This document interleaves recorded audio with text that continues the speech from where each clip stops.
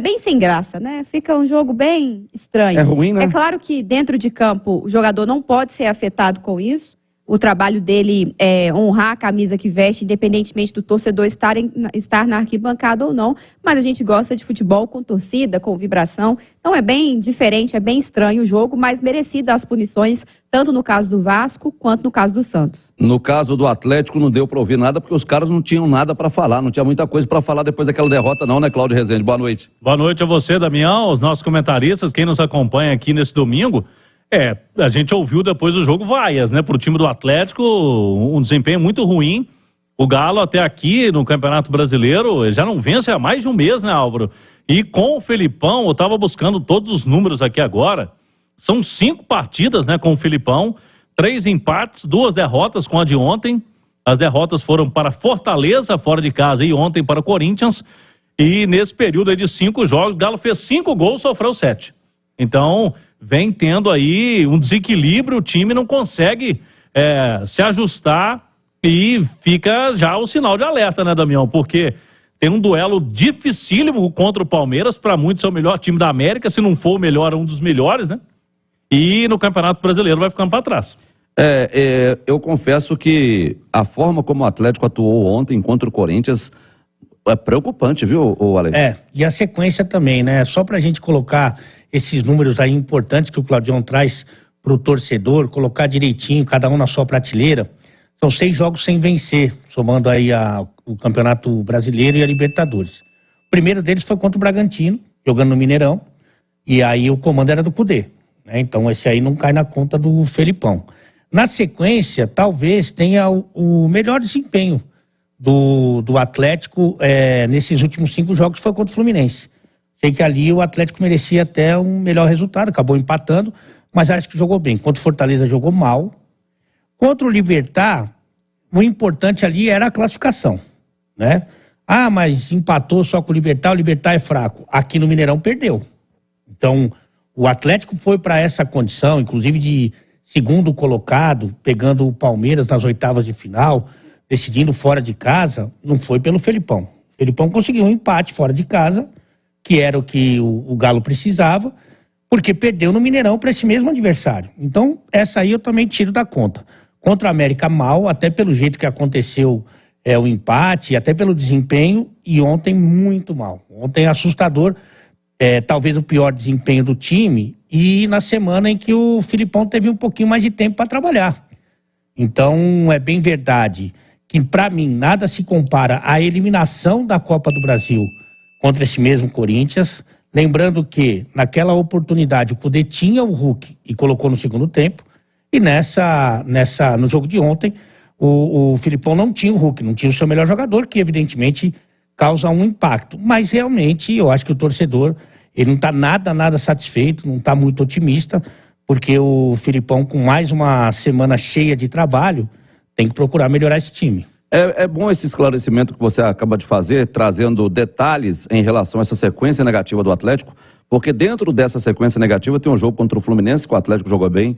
Dentro dessa sequência negativa tem a classificação fora de casa na Copa Libertadores. Eu gosto muito de falar classificação fora de casa, porque é Libertadores. Isso. As pessoas têm mania de achar que tem jogo fácil em Libertadores. Eu nunca vi jogo fácil em Copa Libertadores.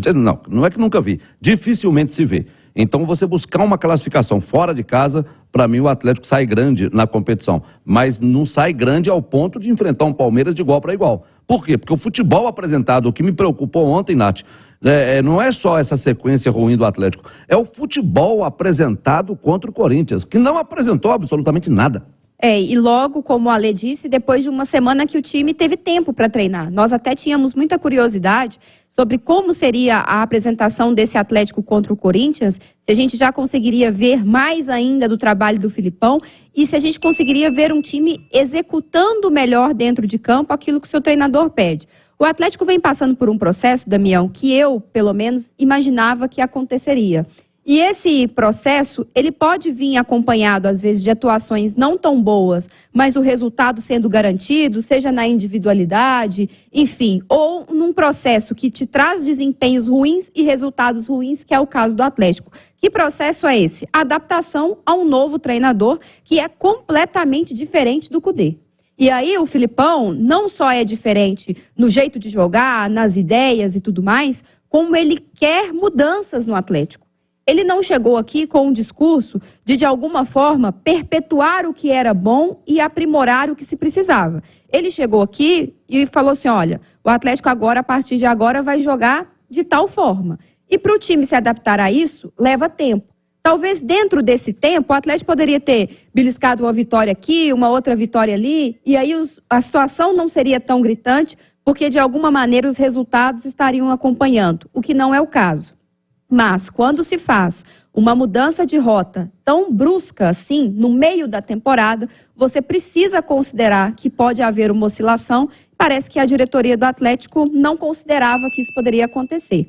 Outra questão é, você tem que fazer com que os jogadores agora se adaptem a novas funções, a novos posicionamentos. Aí eu te faço uma pergunta. Esses jogadores podem fazer isso? Eles podem se adaptar a essas novas funções? O Atlético pode jogar com esses mesmos jogadores? Não vai contratar mais ninguém. O Atlético pode jogar com esses mesmos jogadores, porque o time do Atlético todo mundo já conhece. Não vai trocar aquele time ali. Esse time aí pode jogar de forma defensiva? Por que eu pergunto isso? Porque ontem a gente percebia claramente que os caras não conseguem jogar para trás. Não conseguem jogar de forma defensiva. Todos os passes eram feitos atrás da linha. Era passe assim. O cara tá avançando, ao invés de agredir o adversário, tentava segurar um pouco, frear um negócio. O time tá descendo, vai no embalo, vai na correnteza. Não, o Atlético tentava frear, parece que para poder encaixar esse esquema do Filipão, freava o jogo demais. E eu não sei se esses caras estão preparados para isso ou se eles podem fazer isso, viu, Nath? Qualidade esse elenco do Atlético tem demais. Eu não sou maluca de chegar aqui e falar, não, o Hulk não pode se adaptar. Olha quem é o Hulk, olha a carreira do Hulk, a qualidade que ele tem. Isso pode acontecer, não só o Hulk, como o restante do elenco. Mas essa adaptação leva tempo. E acho que em algumas posições, em alguns momentos, talvez tenha que haver, inclusive, uma troca de peças. Por exemplo, na zaga, quando você pensava o jogo do Kudê, você ter zagueiros construtores com muita qualidade na saída de bola era fundamental. Tanto que quando o Lemos chegou, se adaptou muito bem, a gente elogiava isso muito nele. O Fux sempre foi também elogiado e quando ele chegou ao Atlético a gente falava, olha, é um zagueiro que se encaixa ali no que o Kudê gosta, tudo mais, o perfil do jogo.